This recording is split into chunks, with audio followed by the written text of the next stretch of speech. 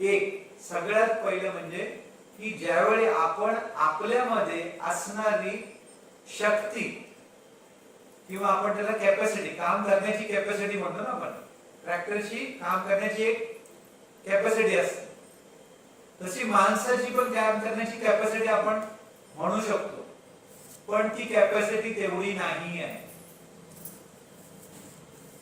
माणसामध्ये अगणित म्हणजे जी मोजू शकणार नाही, सांगता येणार नाही अशी एवढी क्षमता आहे. याचं उदाहरण साधी गोष्ट, मी एक गोष्ट करू शकतो, ती तुम्ही करू शकता का? करू शकता जर ठरवलं तर. कारण की गांधीजी, नेहरू किंवा इतर कोणतेही महान व्यक्ती घ्या, ज्ञानेश्वर म्हणा, संत तुकाराम म्हणा, हे आपल्यापेक्षा काय वेगळे होते का? त्यांना पण हातपाय होते दोन, त्यांना पण डोळे दोन, कान, नाक, सगळ्या गोष्टी माणसासारख्या सेम होत्या. त्याच्या व्यतिरिक्त काय होतं का? त्याच्या व्यतिरिक्त जर होतं तर ते होतं की त्यांनी त्यांच्या आतमध्ये जी शक्ती आहे, आत्मशक्ती जी आहे ना, तिला ओळखलं.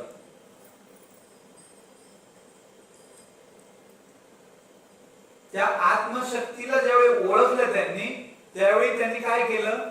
स्वतःचा विचार सोडून इतरांबद्दल विचार सुरुवात केला. इतरांबद्दल ज्यावेळी विचार सुरुवात केला त्यावेळी त्यांना अजून ज्ञान मिळत गेलं. ती शक्ती जी आहे, आत्मशक्ती, ती आपोआप वाढत गेली. स्वामी विवेकानंद म्हणा,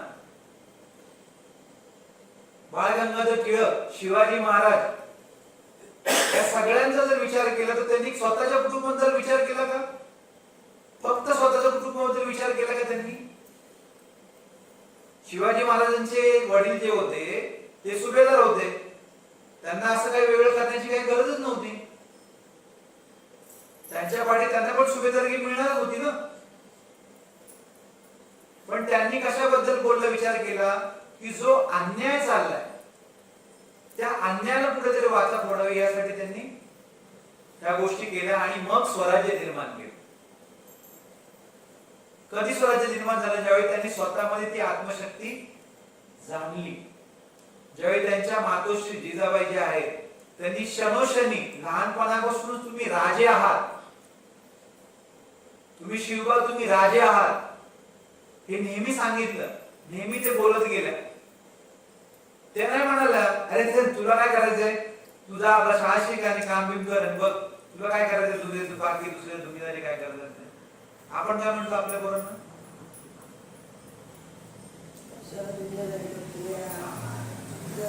तुला काय करायचंय? तर म्हणण्याचा अर्थ एवढाच आहे की जर आपण आपल्यातली ती शक्ती ओळखली तर ती शक्ती कशी ओळखू शकतो?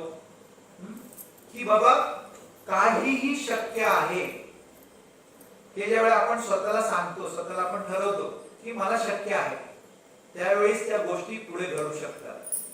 पण जसं आपण लहानपणापासून वाढत गेलो तसं आपण आपल्या शक्ती ज्या आहेत ना, ठराविक ठेवल्या आणि मी एवढंच करू शकतो आणि माझ्याने एवढंच होणार, मी याच्या पुढे नाही करू शकत, मला एवढंच जमतंय. हे कोणी ठरवलं? आपण आपल्याला सांगत गेलो, आपल्या सभावतीने जे लोक आहेत त्यांनी सांगत गेलो. पण त्याच्या व्यतिरिक्त जर बघा, लहान मुलांच्या डोळ्यामध्ये बघितलं चमक असते एकदम, काय करू आणि काय नको, काय करू ना काय नको, हे घेऊ का ते घेऊ, ते घेऊ का ते करू, ही वस्तू उचलू का ती वस्तू. लहान मुलं का आवडतात आपल्याला? त्यांना बघितलं आपल्याला पुष्टा वाटतं, कारण की त्यांच्या डोळ्यामध्ये ती चमक आहे. ती चमक कसली आहे?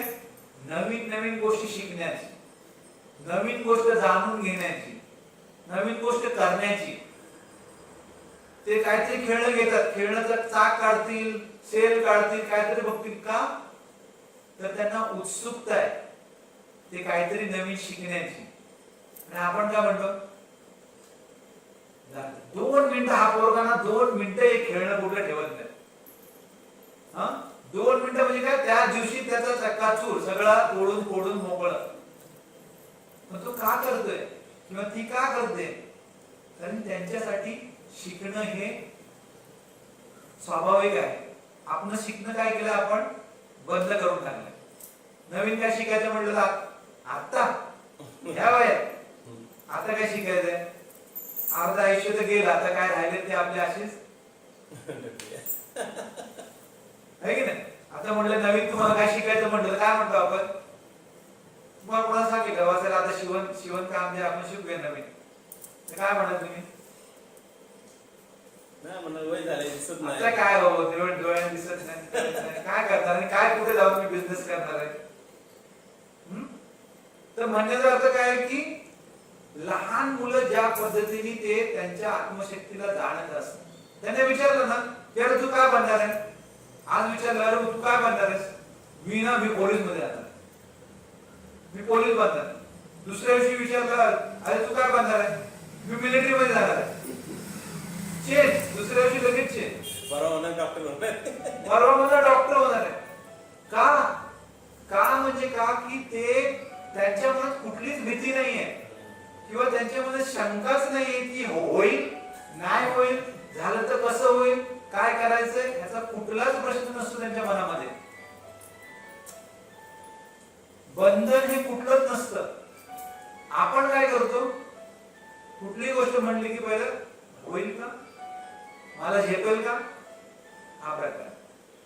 त्यामुळे ज्यावेळी आपण आयुष्य जे आहे ना स्वतंत्र बघ, हा असं आहे ना, ठीक आहे चल ना करूया, काय हरकत, करून टाकू ना आपण, काय फरक पडतो, होईल किंवा नाही होईल, जास्तीत जास्त काय होणार आहे, जास्तीत जास्त होऊन काय होणार आहे, झालं तर चांगली गोष्ट आहे, नाही झालं तरी चांगलीच गोष्ट आहे, हे विचार करणं गरजेचं आहे. पण आपण काय केलंय, आपण आपल्याला एक ठराविक, जसं मी मगाशी म्हटलं की मला काय किंवा माझं एक चांगलं घर झालं, एक गाडी आली, की दोन पैसे माझ्या बँकेत जमा आहेत की माझं आयुष्य सकाळी, मग मला दुसऱ्यांचा काय विचार करायची गरज नाही किंवा कोणाला काय बोलायची गरज नाही.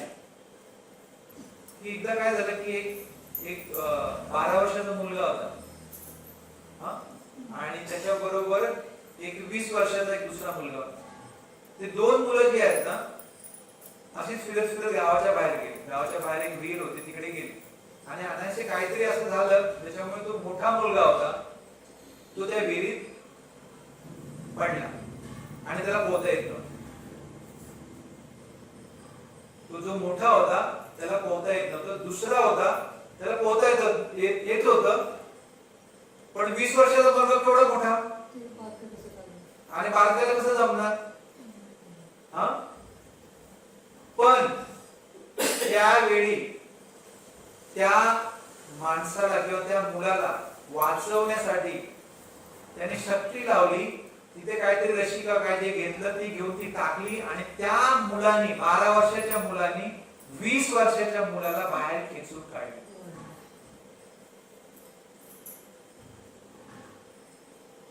आणि ज्यावेळी ही गोष्ट जाऊन ज्यावेळी त्यांनी गावामध्ये सांगितली ना तर कोणीच विश्वास नाही. काय बाजू काय 12 वर्षाचा मुलगा 20 वर्षाच्या मुलाला कसा खेचू शकतो, शक्य आहे का, तुम्हाला काय वाटतं, शक्य आहे का. शक्ती दिली देवाला. 12 वर्षाचा मुलगा 20 वर्षाच्या मुलाला कसा काढला ना, पण अशा वेळी बऱ्याच वेळी प्रसंगात असं पण बघितलं असेल किंवा ऐकलं असेल, ऍक्सिडेंट झालाय, गाडीच्या खाली कोणतरी सापडलंय, तर त्यावेळी 2 माणसं असतील 3 माणसं असतील, गाडी उचलतात, ताकद येते कुठून. विचार काय आहे, त्या माणसाला वाचवायचं आहे, विचार काय आहे, लोकांसाठी काहीतरी करायचंय. त्यावेळी शक्ती आपोआप येते, त्यावेळी व्यक्ती स्वतःच्या जीवाची पर्वा नाही जेवढी करत तेवढी त्या समोरच्या जीवाची पर्वा करतात.